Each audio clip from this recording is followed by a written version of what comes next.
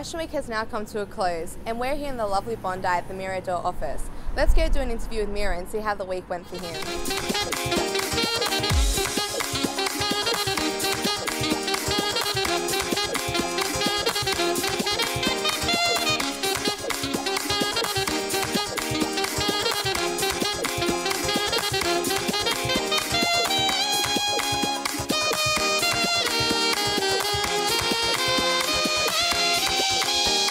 Miro, tell me how Fashion Week was for you.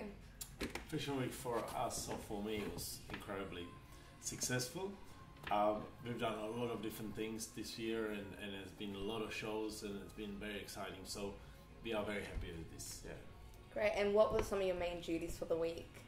Main duties is every year I personally manage and design seating. So I'll organize all the front row seats and organize all the people that are sitting in those seats, and so there's always a bit of a shuffle and a lot of politics to play around with. But as I said, we've been doing it for a long time, so it's been good. Right, and how much preparation actually goes into the week beforehand? So from our point of view, where our company is involved in a lot of different aspects of the week, and we probably start preparing the week in March, even February, like end of February, beginning March. We start gearing up and start.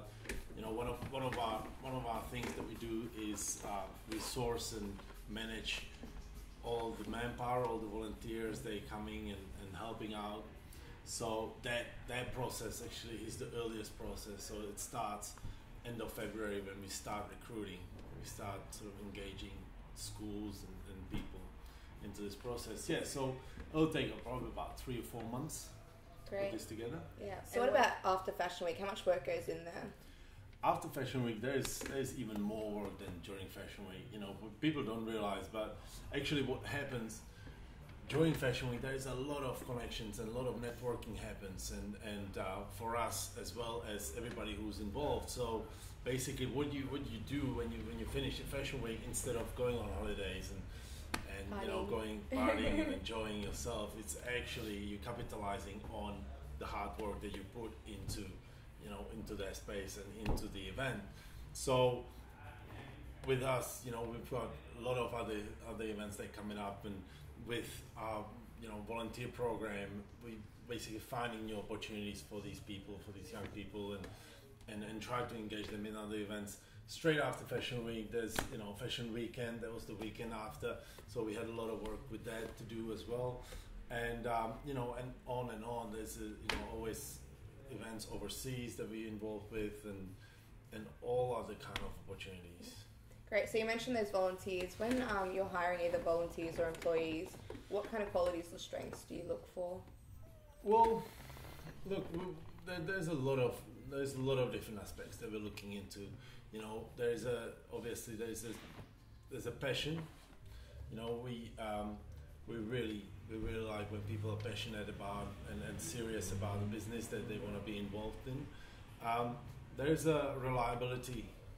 It's a very important aspect to have if you want to be in events or fashion or all together, because that at the end is a really good, valuable sort of characteristic that the person needs to have, especially in these early stages where people volunteer the time. We have for Fashion Week, for example, just to put in perspective, when we start recruiting, when we start sourcing the volunteers, we have about 2,500 people wanting to be involved in this event. We only can get involved about 400 people. So the selection process is really long, and it's really hard, because you're always gonna have to reject some people that perhaps deserve to be there. But so I always say to people, don't waste your time, don't waste your time. Be serious about it. If you want to volunteer, we expect you to be there on time and do your work. Yeah, absolutely. So there's a lot of other stuff that we like in the people, but it's just depending on what the role is, and you know, what their expertise is. If they want to be designers, you know, they're probably more suitable to be a dresser and see the back, you know, backstage and all what's going on there. Or people want to be involved in events and studying events, so it's probably better for them to be at the front and see the whole process of setting up and letting people in and moving around that. Great. And what advice would you give to someone who is trying to break into your industry? Well, like everything else, it's an investment. You know, it's an investment of your time, it's an investment of your skill. You need to be passionate and you need to really throw yourself in there. You know, you can't just, especially in this industry, it's so competitive and there's so many people that want to do the same thing. You know, the difference is who actually can put themselves out there and say, all right, I'm gonna do this. You need to be on time, do your job as hard as you can, and be passionate about it. I think that's the most valuable stuff that you can do. Okay, great. Thank you for your time today.